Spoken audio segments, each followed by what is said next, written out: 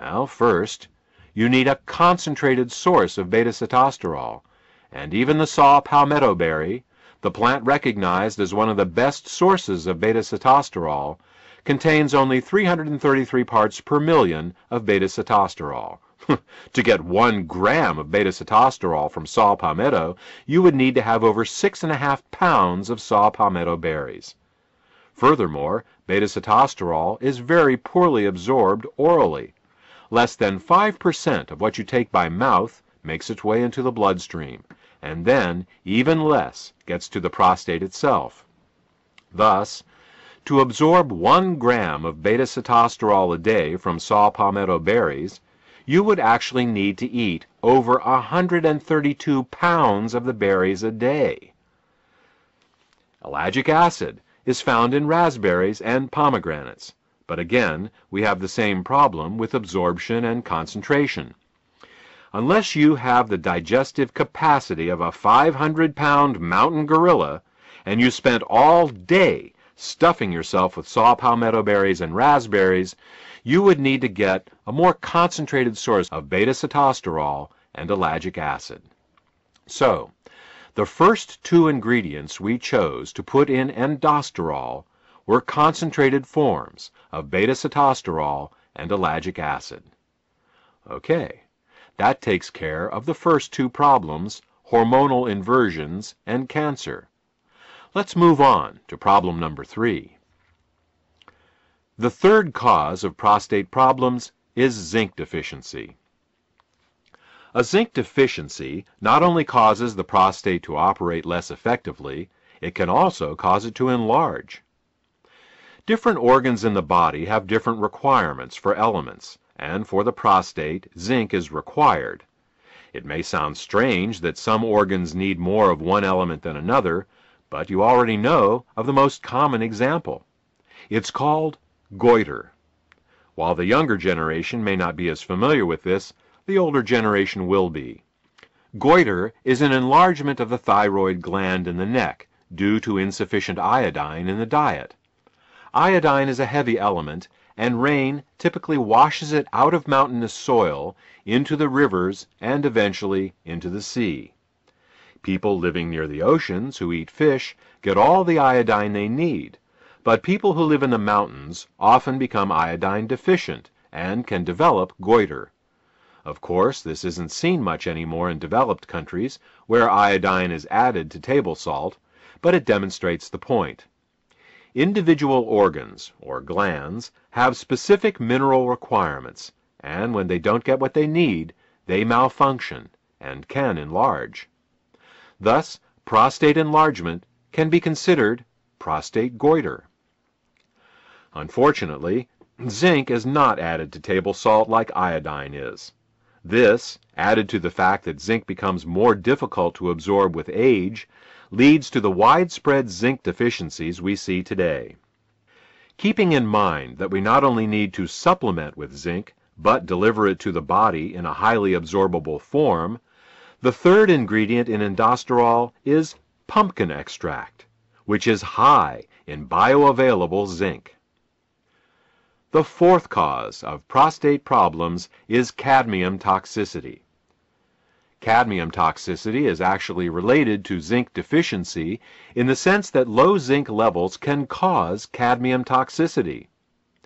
Cadmium is a toxic heavy metal, commonly found in soft drinks, seafood, cigarette smoke, plastics, water softeners, and other places. Cadmium can cause chronic fatigue, hair loss, high blood pressure, arthritis, impotence, and of course, prostate problems. Cadmium owes its unique ability to damage the prostate to its similarity to the element zinc. Now, all beneficial elements have their toxic analogs, poisonous elements that the body mistakes for the beneficial ones. This is due to similarities in the atomic radius and electrical charge of certain elements. Thus, the body mistakes aluminum for magnesium, lead for calcium, mercury for selenium, and cadmium for zinc. Now, the prostate needs zinc to function, and it is often zinc deficient, So when it sees some toxic cadmium floating by in the bloodstream, it thinks, oh good, here's some zinc, I need that, and it gobbles it right up. In this manner, over time, cadmium accumulates and begins causing problems. If a man were to take supplemental zinc his whole life, it would offer some protection against cadmium absorption, but even so, some cadmium is bound to make it to the prostate. The only way to deal with cadmium is to remove it with a chelator. A chelator is an ingredient that has a very strong attraction to a particular element. If the attraction it has is stronger than the attraction the body has for that element, the chelator can pull that element out from the body. The safest and most effective cadmium chelator is called EDTA. EDTA is an amino acid that has a 50-year history of removing toxic metals like cadmium from the body. Once EDTA has attached itself to cadmium, the entire complex becomes water-soluble and will be eliminated harmlessly in the urine within a few hours. Thus, EDTA is the fourth ingredient in indosterol. The fifth cause of prostate problems is calcium deposits in the prostate. We've discussed cadmium, and we can agree that it is a toxic metal. But what about calcium? Isn't calcium vital for our health? Absolutely. Calcium keeps our bones and teeth healthy and has many important roles to play in our biochemistry. What is not commonly known is that as we age, calcium migrates from the bones and teeth, where it belongs, into the soft tissues and organs of the body. When calcium does this, it turns from a beneficial mineral into a pathological one. When calcium moves into the kidneys, we get kidney stones. When it deposits in the gallbladder, we get gallstones. When calcium migrates into the arteries, we get arteriosclerosis and atherosclerosis. When calcium gets into the joints, we get arthritis. And when calcium gets into the prostate, we get prostatic calculi, also known as prostate stones. In addition to being a gland, the prostate is also a small pump, and like any pump, it needs to be free of debris to function properly. As we age, these tiny prostate stones accumulate, reducing the prostate's health and functionality. Now, there are two ways to remove prostate stones. The first is a medical procedure that involves a catheterization. Ouch!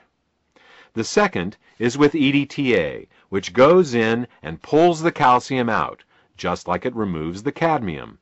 Thus, EDTA serves double duty, supporting both the removal of toxic cadmium and also calcium stones.